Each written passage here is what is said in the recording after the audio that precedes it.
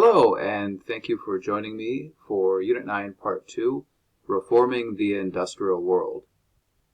You probably have learned from the last lecture, and then also from the simulation we did on urbanization, that the Industrial Revolution as a major event in world history, much like the Neolithic Revolution from 10,000 or so years ago, really changed the economic conditions in history.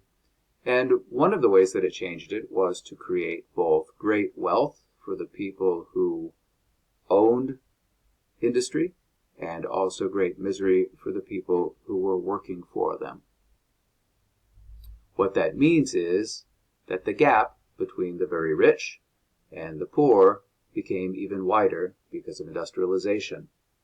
And the people who were profiting from industrialization and the people who were working in industrialization had very different ideas about how to run the economy.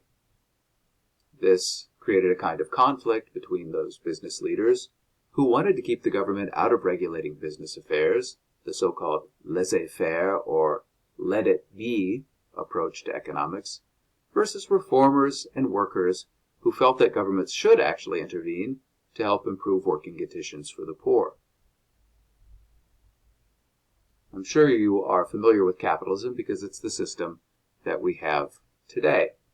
It's an economic system where production is privately owned and where self-interest and competition drives progress. These are the ideas of Adam Smith, a main economic philosopher from the 18th century or 1700s. He had three natural laws of economics, and they supported this idea of capitalism. The first law is the law of self-interest, in which he says people work just for their own good. In other words, they make a product in order to sell it, and they can have money to buy other people's products. There's also the law of competition, which says that competition forces people to make a better product.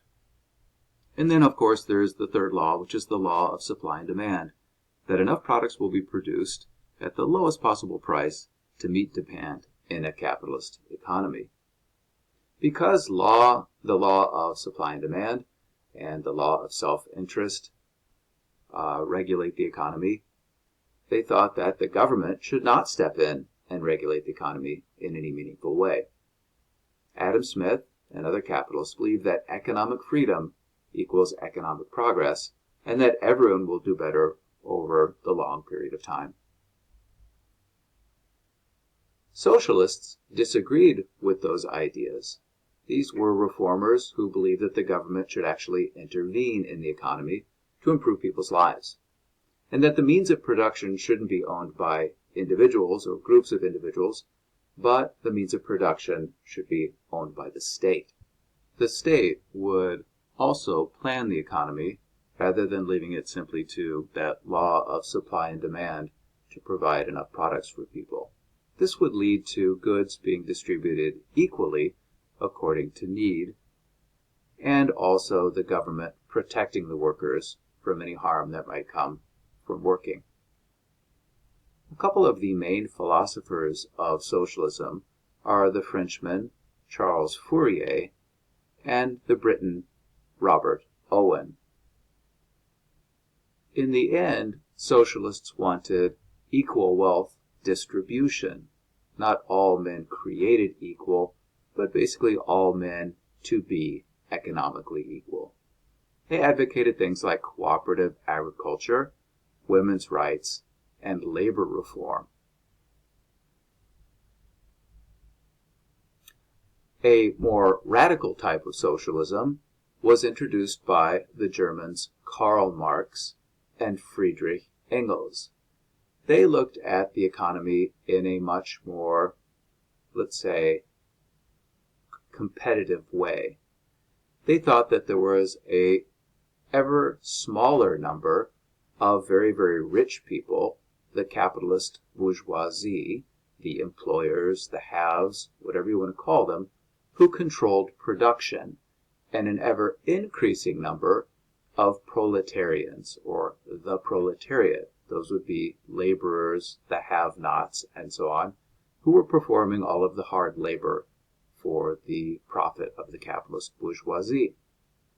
They looked at industrialization and saw it really benefiting the wealthy and really hurting the poor, and so they thought that the poor someday, the proletariat, would rise up and overthrow the capitalist bourgeoisie, in fact, overthrow capitalism altogether, and create a kind of dictatorship of the proletariat where they would get rid of all property and eventually create a classless communist state with total equality. In the end, the means of production would be owned by the people, and people would work cooperatively together to provide what society needed.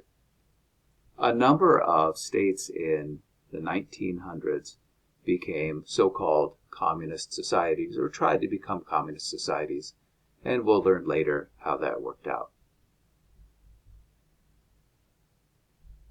Some other reform movements which sought to help out the working class were union movements, for example, in the 1800s and 1900s, in which groups of workers joined together to press for the kinds of reforms that would help them.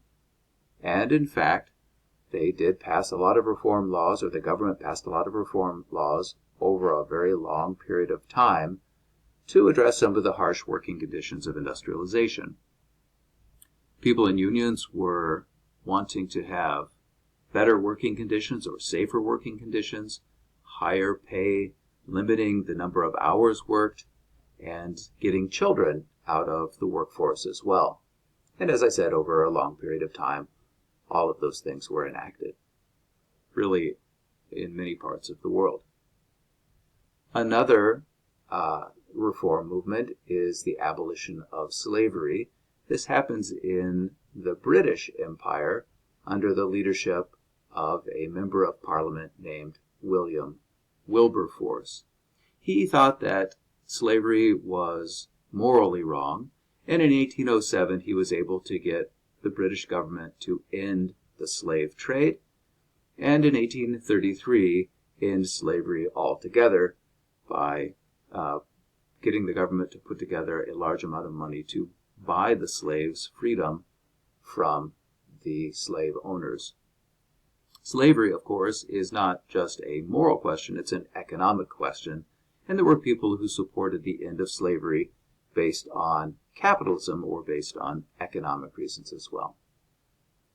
A couple of other very important social reformers was the so-called settlement house movement of Jane Addams, and she was setting up community centers in neighborhoods in large industrial cities. She's famous for her Hull houses in Chicago, and was providing social services to poor people in those neighborhoods.